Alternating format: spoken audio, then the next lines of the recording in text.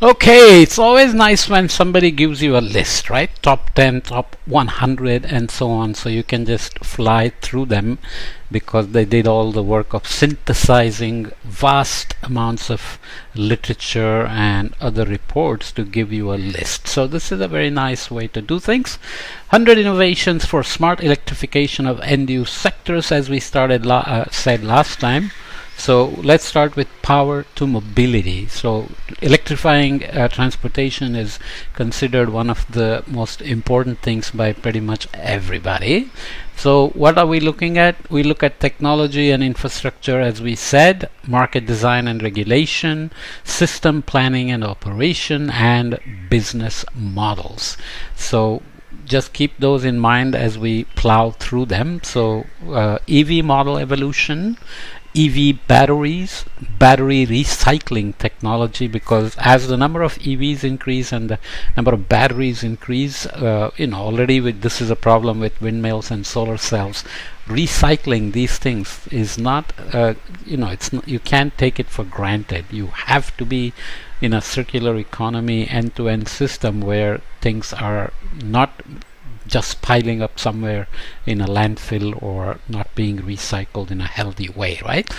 Sustainability comes in there as well. Diversity and ubiquity of charging points. So network is very clearly needed for as the number of EVs increase and range anxiety goes away and more people own EVs and more and more of them want to routinely travel in EVs. Right now you can always count on having gas stations everywhere, but you will need similarly a ubiquity of charging points.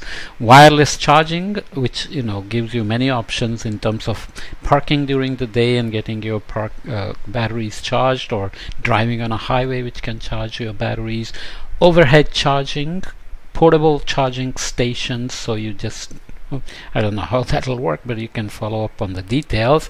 V2G systems. Let me stop because I moved my iPad. I didn't memorize all the acronyms, so let me get back to it in a second. Okay, maybe this should have been obvious, but then I'm not an expert in this field. I create all these content, I read them, and I find them interesting enough to report to you. Doesn't mean I become an expert because I don't do detailed research in these things. So V2G is vehicle to grid, which should be somewhat intuitive. Digitalization for energy management and smart charging. The digitalization, IoT kind of things are all being talked about in the same breath, and energy management is possible only when everything is controlled from some dashboard and remotely accessible, and so on and so forth. Blockchain enabled transactions. So blockchain is basically like a ledger system.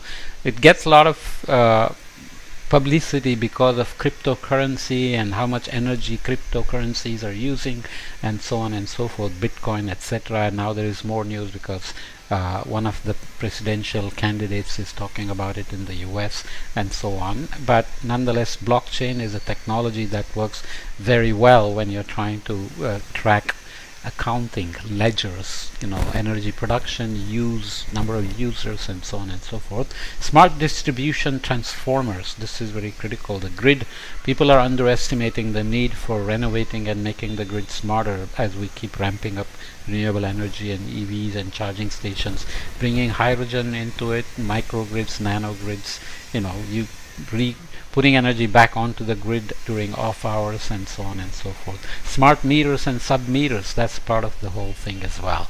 In terms of market design and regulation for power to mobility, you need dynamic tariffs, so incentivized to sustain EVs, ownerships, and insurance policies, and so on. Smart charging, local flexibility provision, smart charging system flexibility provision, right to plug regulations, so you have to have ways that people can charge.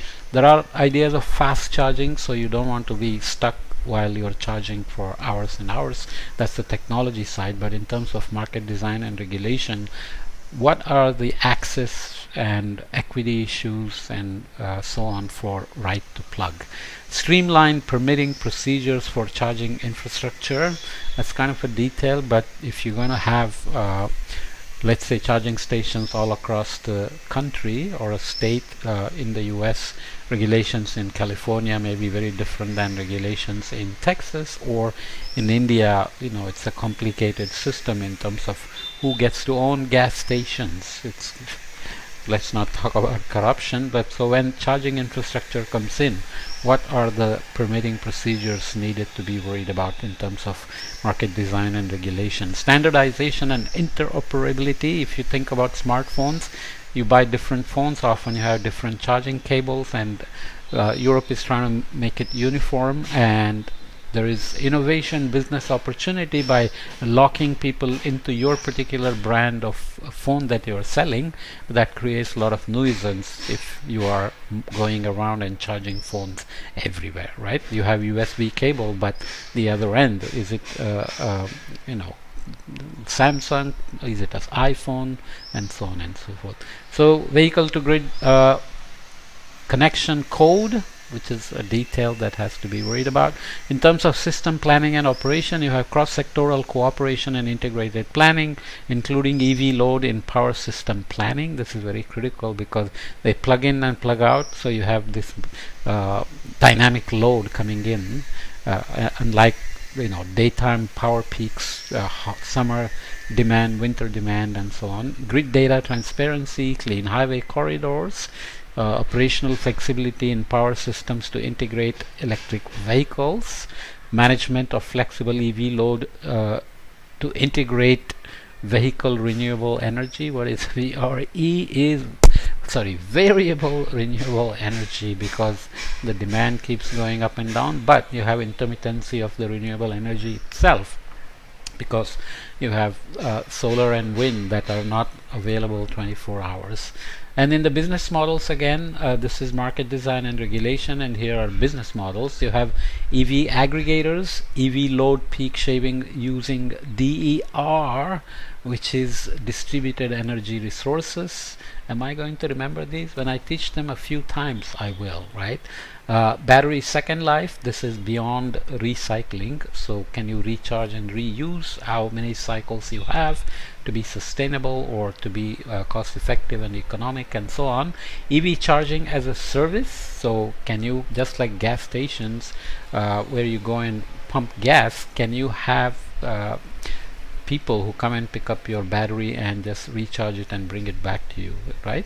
Like a food delivery service. Electric mobility as a service, so ride sharing, for example. Ownership and operation of public charging stations, that's a business model. A single bill for EV charging at home and on the go, so that you don't have to worry about electricity bill at home and on the road and so on. And battery swapping, where you don't recharge, you just go and get a new battery, and then when it runs out, you again swap it. So is this a viable business model? There is still lots of debates about this and so on. Should I run through power to heat and cool? Maybe that'll get a bit too long. So let me leave this. This is already 9 minutes anyways. So I'll come back and look at a couple of more things depending on how much commentary I add on each item. You can just read them, or I can make some useful additional points as far as I can. So let's come back and look at the next end-use sector, which is power to heat and cool, and of course we'll follow it up with the next one. I think we have 3, right? So come back and see you.